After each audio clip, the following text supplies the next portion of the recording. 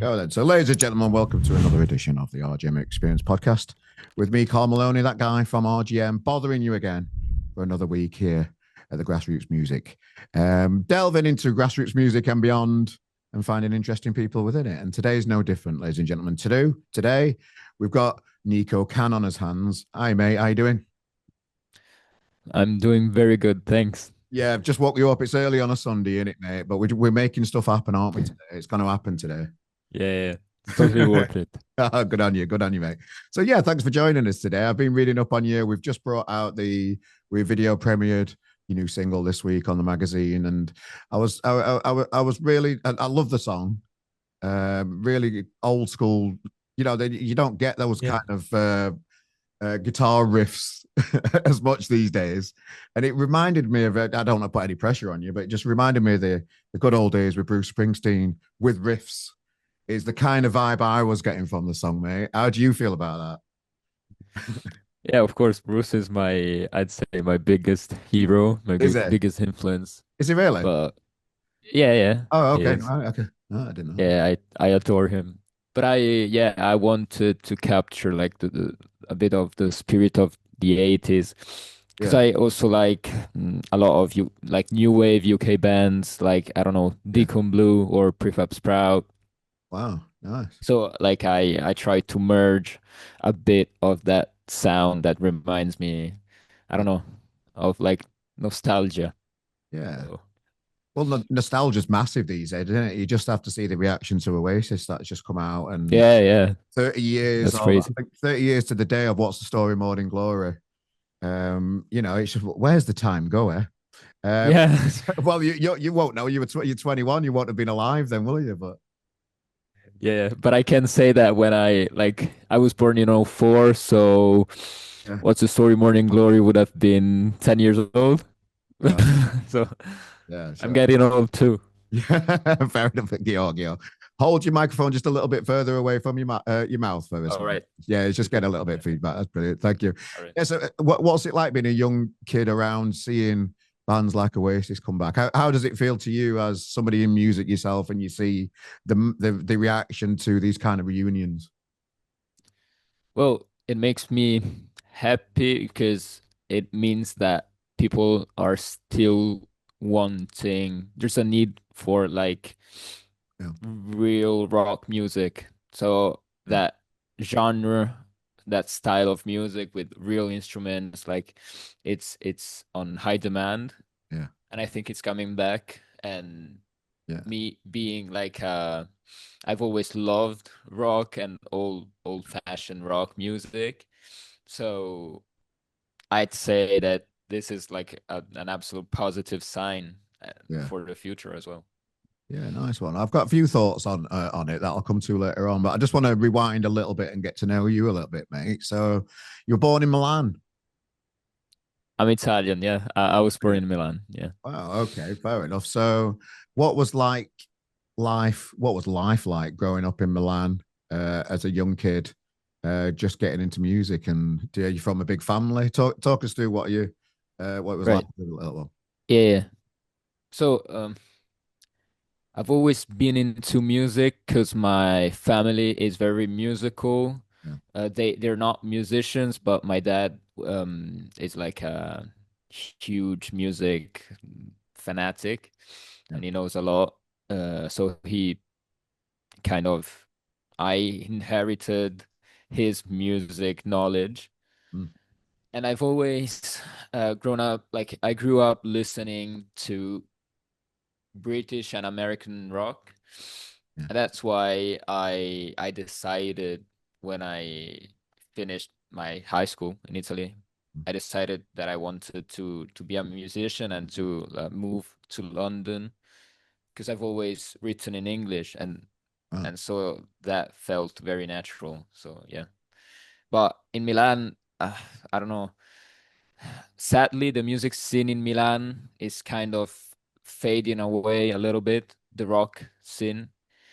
Yeah. It has come back a little with Maneskin, which was the Italian band. Uh, but London in that regard is like a step above. in my opinion. And music here is still very central to everyone's life, I feel. So Yeah. that's why I decided to move here. Okay. So music's not that way in Milan, then it's different. Is it just It used to be, in but general? Or? not anymore. Not anymore. Oh, okay. But do you know why that is? Is there a feeling around why that's changed? Or? Well, because maybe interests have changed. People, maybe not as many people from like many, not as many parents passed on their music knowledge to their like sons and daughters. Mm. And I don't know. Yeah, I feel like the meaning of music, for like the cent the centrality of music um has faded away a little bit. Mm. But like pop music is very much still alive. But I'm Okay. talking So about rock music. right. Okay. So specifically rock music. Okay. So Yeah. what's it like for like venues and that kind of stuff in Italy compared to No, well, like London? You Italy can't. has some huge venues, like San Siro Stadium is one of the biggest stadiums in the world, and I've seen tons of concerts there. But in terms of like the pub scene, the small like venues, uh, they're not much left because they're closing down a lot of these like Yeah. small places. It's So yeah. because, I've always grown up in the UK and I see it happen here. It's a shame to see that it's happening. It seems like everywhere at the minute. It just seems like it's not great. Mm. Yeah, I know. But still, I feel like the market here is much wider. There's Yeah. still like rock is still very much alive here, in my Yeah. opinion. Yeah. So what do you class as rock then? Well, rock is a very broad term, but I'd say I I like all kinds of music. When I talk about rock, Yeah. it's kind of a misdefinition of the term because I like all kind of played music, like with real instruments, like Yeah. even pop music or jazz or blues, but like real that people like I need real people and real instruments on stage. So Yeah. that's what I'm looking for. So it always intrigues me when young people just think, "Oh, I'm just going to go to London and live there and do everything." That must have been like a big decision financially and everything else to make that decision. How does a young lad from Milan make that happen? It's pretty tough, Yeah, especially after Brexit, yeah. because I'm sorry, but Say it. it has become it's a little bit of a shame because now international students have to pay like I have to pay 3 times more than like UK people for my education. And then like yeah, London is a very expensive city, so it can be a little hard to make ends meet, Yeah, and especially now because like when you're starting out as a musician, like it's always hard to earn a decent amount of money. So yeah, yeah, I do what I can. yeah. So, okay, fair enough. We'll leave it as that, and that sounds interesting.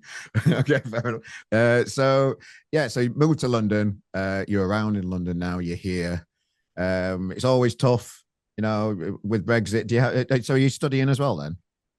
Yeah, I'm studying in a music college in London. Oh, nice. Okay, got you. So you Yeah. studied and started a music career in London. So, but what was your first impressions of London when you got here?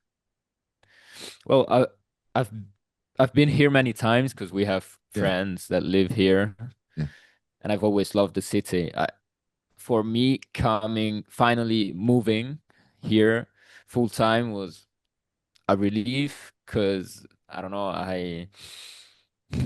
I felt like I needed to go to a place where my like creativity Yeah. was fully like able to to be developed. And yeah, I needed to, I don't know. London is such a melting pot. It's huge. It's full of different cultures. It's very stimulating, if that's even a word. I don't know. Hmm. Like, yeah, it's a great place to be if you're an artist, I'd say. Ah, okay. I was in London last weekend. I went to see Oasis at Wembley, and All right. love London. I just from being up north. I'm from up north in Manchester, Nico. So All right. I couldn't imagine living there. To be honest with you, it just seems it's a lot. It's quite hectic. Yeah, Yeah. yeah, I know. But yeah, I like it. I like it. Yeah. Oh, nice, nice. So, I was reading up on you a little bit there, mate, and I saw that you'd been recording a song at Abbey Road. So, obviously, an historic place to, in everybody's heart with the Beatles and all the history that's gone on in that studio. I've actually had the pleasure of recording there myself a lot of years ago. Um, Talk us through how all that happened. Right. So, I I went into Abbey Road last year, Mm, so in 24, and I've always I've always I always write demos, a lot of demos, mm, which I carry around with me. And one day I met a producer called Tate Nichols, mm. and we were talking, and he just heard my demos and he liked them, and he offered me to to go Wow. and record at the Abbey Road. As simple as that. But Yeah. it was such a dream come true, especially because like I recorded my first ever single there, so it was crazy. It was like a, I don't know. So it's all downhill from here then. Well, no. I'm joking. No, I'm only joking. But But I had an absolute blast because then I went in with my band, mm, and we also like we did take a tour of the whole studios, and it's crazy. We've been to Studio One, Studio Two. mm, We saw like the reverb chamber. mm. I played on Paul McCartney's piano. Yeah. I don't know. It's I was the same as a Beatles fan, just walking around the corridors and all the old recording equipment and the pictures on the wall. yeah. And we actually recorded in Studio Two where that piano is Well, the iconic Lady Madonna piano. I've had a little play yeah. as well. It's weird, isn't it? I I love the sound of that Yeah. piano. I absolutely love it. Yeah. Yeah, So like because so it's like like history around very you. what? How yeah, describe to me like what it was like just walking around with all that history around you. For me, it was magical, but I'd love to know your thoughts on it. Yeah, it was magical and also quite scary. Not maybe humbling. I don't know. Like Yeah, I felt like I was a little maybe out of place, especially because I was like 19. yeah, Yeah, I was 19 at the time, so yeah. uh, I don't know. Felt a little too much, but it was such an honor. Like it's such an unforgettable experience. Yes. It's a funny little place, isn't it? But when you're walking up to it, you've got this like white building that you've seen on telly loads of times, and the Abbey Road walkway is just up the road, and you walk in, and you're just walking into like a corridor. Then you get to the reception bit, and you think, it's just like a big house, and then you keep walking down these corridors. Studio Two's on the right, this big iconic staircase that you've seen all over the telly before, and the history of all that. Studio One's just to the side of it. That's Yeah. ridiculous size. It's for orchestras and that kind of stuff. And you just think, oh, this is what it's all about. This is must it's got. Yeah. I don't know. I'm just going down memory lane a little bit myself here, mate.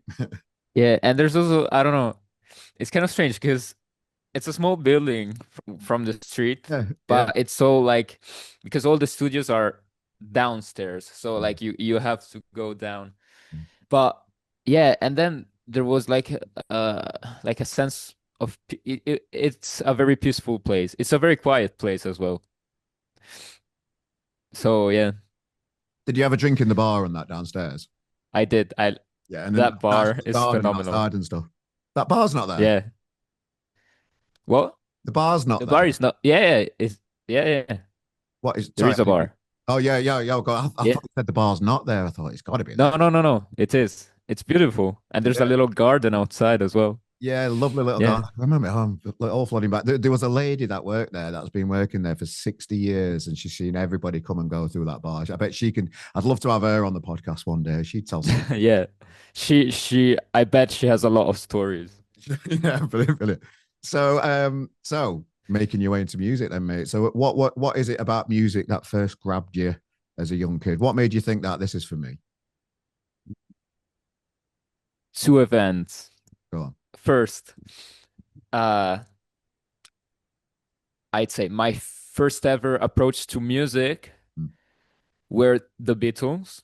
I was madly in love with the Beatles when I was like 4 or 5 years old. yeah, And I remember my dad showing me videos of them playing at Shea Stadium in New York in '65. mm, And it was such like a crazy like a crazy experience because me being like 5, I had never seen such uh crazy like girls screaming at them. It was such an incredible thing. So yeah, the Beatles, yeah, and then I loved also like I don't know, Yellow Submarine and yeah. Help. Help was one of my favorite movies ever. Oh, Uh, After that, I'd say I started to listen to more music, and then I think all changed when I heard a song called Badlands by Bruce Springsteen. And I was like I was 7 or 6 or 7, but I remember the snare roll at the intro of the song, and then I don't know, there was something that really touched me, and yeah. that like changed my life. Genuinely didn't know that. And when I listened to the song, I could feel a bit of Bruce in there, like early Bruce, as Mm. could feel from your latest single. I thought genuinely didn't know that. That's a nice surprise. I think I've got a bit of a radar, a bit of an ear for these things. Even if it's just something, it doesn't. It's not obviously like a Bruce song. It's just a vibe I got from it, and you're individual and you do your own things as well. But like, have you been to see Bruce a few times through the years? Yeah, I've Um, seen him quite a yeah. I mean, I've seen him I think 8 times, which is yeah, I'm so lucky because yeah, whenever he came to Milan, my dad took me to see him. yeah. And then I think I saw him in London last year and around Europe because I'm such a huge Bruce fan. So, but his live concerts are still the best ones. Like Yeah. there's no comparison. So what makes it that way? I've never seen Bruce Springsteen live. I've got to one day. Oh no. Go on. You have to. You I have to. do. I feel like I do. Yeah, go on. What? So, well, like he has some of the most incredible musicians backing him. Like the E Street Band is phenomenal. But it's I think it's the energy, the passion, and and the songs, like Yeah, the yeah. how well written the songs are. Like every song is perfectly done. I don't know. Yeah. I might be biased, but I don't know. It just What are you like writing? Are you a perfectionist, or do you know when something's done quite quick, or do you hang around things too long sometimes? What are you like when you're writing a song? yeah, I'm a perfectionist. Okay. I have to be sure that everything is Yeah. like on the spot and exactly how I wanted it in my mind. So yeah, it can be very frustrating because I will also have like a quite high bar, a quite high Mm. standard. Yeah, So sometimes I might be starting 20 songs and finishing two or three yeah, sure. because I don't know, maybe sometimes a song doesn't touch me. So I just leave it out. But that's, I don't know, I shouldn't waste that that amount of material because it's always useful. How do you know when a song's finished then? Is it just a feeling or is it just like a point that you reach? Mm, I don't know, because I have kind of a, I don't know, a strange approach in writing songs because I write them like I write lyrics and instrumental um and mix like and I mix them while still writing them. So like I'm looking for the definitive sound even if my song is only like 30 seconds. Mm. So I don't know. I'd say if I know a song is good when I'm able to finish the whole story, finish the whole lyrics and the instrumental. Yeah, I mean, yeah, there's no rule, but sometimes like a song comes to me in a quite fast manner, and sometimes it takes longer, but I don't know. There's no set rule. Yeah, and you've got these songs. You obviously need somewhere to play them.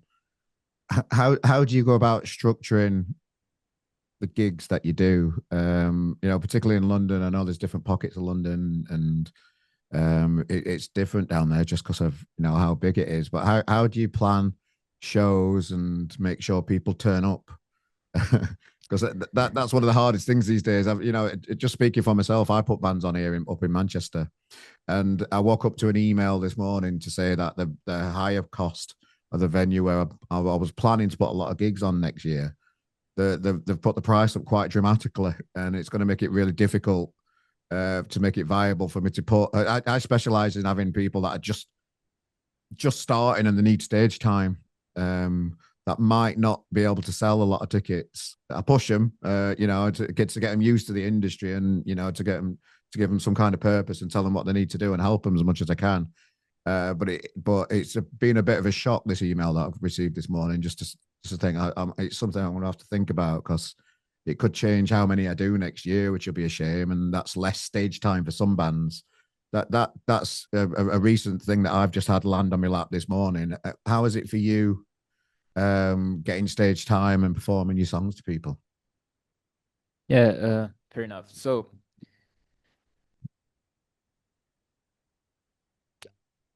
I've I live in like I've just moved to London, so Yeah, the I think the most difficult thing is to get to know people it's that give you the opportunity to play, yeah, like booking agents or uh what I do on my side is to try to do my best at every show. Like every time a concert ends, I'm drenched in sweat. I'm like yeah. it feels like I've ended like a marathon or something. Okay. But I don't know. I try to give my very best and to entertain like the audience and to give them something that they can something that like um enriches their life just a little bit. Um, Obviously, I've only released three songs for now. What I do is well, I play my singles, but then I play some outtakes as well, some songs that maybe songs that I'll release in the future. Mm. And um and a bit of covers as well, because I still Oh, want to um pass on like that um my music knowledge to a younger audience. So I might put in some songs that are, well, some of them are known, but others are like less, not so well known. like who? Um, well, I've been doing a song by Prefab Sprout called The Golden Calf, Oh, nice. which I absolutely love, and it's from their album called From Langley Park to Memphis. Yeah, Then I did In a Big Country by Big Country. yeah. That's I that's didn't see a those two choices legendary coming. song. I did not see those two choices coming. That's a legendary song. Then what else? Eddie Bruce? I love to Would do would you touch it? like a couple of Bruce songs. Would you do a Bruce? Yeah, okay. Uh, I do Badlands Yeah, quite often. yeah, I do. A song called I like to sing a song called "Brilliant Disguise," Yeah, which is by Bruce. yeah. Uh, then what else? I think we did "Ticket to Ride" by the Beatles. That's nice. Um, we also did a song by Huey Lewis and the News called "Hip to Be Square," Yeah, I'm aware of that one. I'm old enough to which is remember that. uh, and oh well, some Tom Petty. I don't know what else. A That is song. What? no, I was just going to say that that is a wide range of music. That Yeah. I know. there's a lot there. Hold on, there's something else. Oh, God. Um, yeah, I love a song called "If You Go" by the Hot House Flowers, Oh, okay. which I don't know. they were an Irish band in the 80s and 90s. Um, then a couple of tunes by the Water Boys. Yeah. Uh, I don't know, a lot. No, I like it. I like all the different styles that you bring to it. Yeah. Do you have to perform different to each different kind of style, or have you got your own? Are you still developing your No. own style to fit this your own thing? Yeah, I think I have my own Yeah, sure. way of my style, my own style. What is your Obviously, style? like And talk us through for the people that are new to you, Nico. What is all yours? right. Go on. Well, I don't want to sound like a Bruce copy, Yeah, okay. but like I take something from him. Yeah, So the energy, the fact that it's a very dynamic show. I move around a lot. Like I jump, I run across the stage. Uh, but then I don't know because I don't know. I take I take something from every artist that I love. From I don't know Jackson Brown to the Stones, from Elton John to Billy Joel. I don't know. So yeah, I mean, it's just it's a very like the human aspect of the performance is very present. We are choosing not to play with backing tracks or with click tracks yeah, because maybe sometimes a mistake can be a positive, yeah. or It's live music, isn't it? like yeah, Yeah, sometimes I like to totally do improvise skit or like something that it wasn't planned, yeah. and I have the possibility of doing it and the freedom of doing it. So yeah, I don't know. So the business side of playing live, then it's not particularly a focus of yours. You concentrate on what you do and your performances and that kind of stuff. Is that fair? Yeah, and then because when I play live, it's not obviously I write my own songs and I write both lyrics and instrumentals of all my songs, but when I go live, it's more of a band effort because the band is so Yeah. vital, and I love having interaction with my guitar player, with my piano player, with sax player.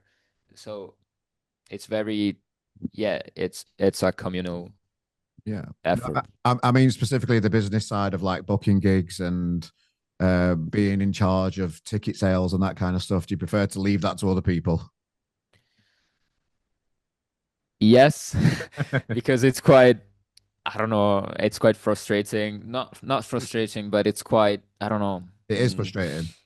It is very frustrating. Yeah, It's the hardest thing ever to try and yeah, because the market's quite saturated with nostalgia bands and people are saving up for festivals. There's so much money these gigs these days, aren't they? That people ain't got a lot of money, and will they chuck 10, 15, 20 quid or whatever to go and see somebody new when they're saving up for this yeah. big fucking festival next? That's true. That's It's true. hard. And another point is well, my dad has kept a huge like a box with all the tickets of his concerts in the past, and it's incredible because tickets back then were so Yeah. cheap. They were much much cheaper. Like Yeah. I don't know, 10 quids max Yeah. for Paul McCartney in '86. Like now, if you want to see Paul McCartney, you got to spend like 200 quid minimum. So Yeah, I went to see McCartney in Manchester. It was 150 quid. Um, yeah, it's just a lot of money for shows these days. It's really frustrating, particularly when new artists need support. They need things to be cheap, and just like I mentioned, that email that dropped in my lap earlier, I'm gonna have to. The only way I can make it happen is putting tickets up to cover the extra costs of being charged more. Which I understand it from a venue's point of view as well. They need to protect themselves. We need to protect ourselves. We can't keep putting gigs on if you lose money, and there's just a lot more risk involved with that kind of stuff at the minute. It's one of the hardest things I'm battling with at the minute is how many live shows can I put on next year? Because I've sent a long list of dates that I want to try and support new bands, but it's just really thrown me that email this morning, to be honest. yeah, I know. Tough, Such a tough. shame. Yeah. Right. So anybody that's listening to this podcast, I'm going to ask it's like a verbal question, but I've just noticed you've done. Have you hurt your hand, mate? What's gone on there? Here. Yeah. What you done? What you done?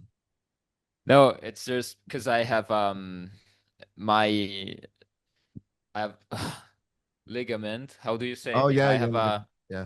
my wrist is a bit um uh it's suffering a bit because I Huh. when I play, so I have a tiny um Yeah. malformation with my Okay. ligament in the wrist, and when I play guitar I get like a tendinitis.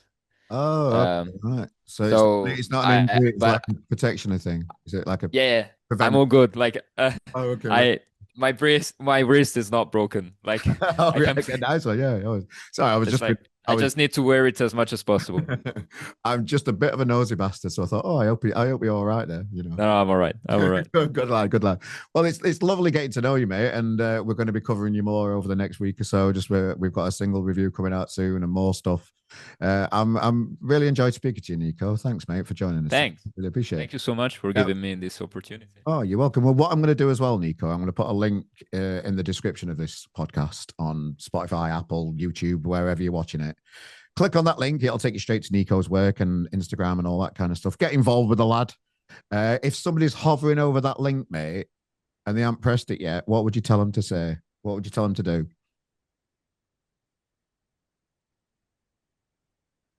Well, I don't know if if they're longing for some like for some Yeah. depth in music, some real like old-fashioned but still modern music, then they are in the right place, I'd say. And hopefully they like my songs. Mate, you're right up my street. I've really enjoyed getting to know you today, mate. Thanks for joining us on the podcast. Wish you all the best for your life in music and everything you've got coming up. It feel I don't know. I've got a vibe about you, Nico, and I think things are gonna go okay. All right. I'm very glad you said it. Thanks. Thank you so much. You're welcome. Have a nice day, pal. Thank you. Bye.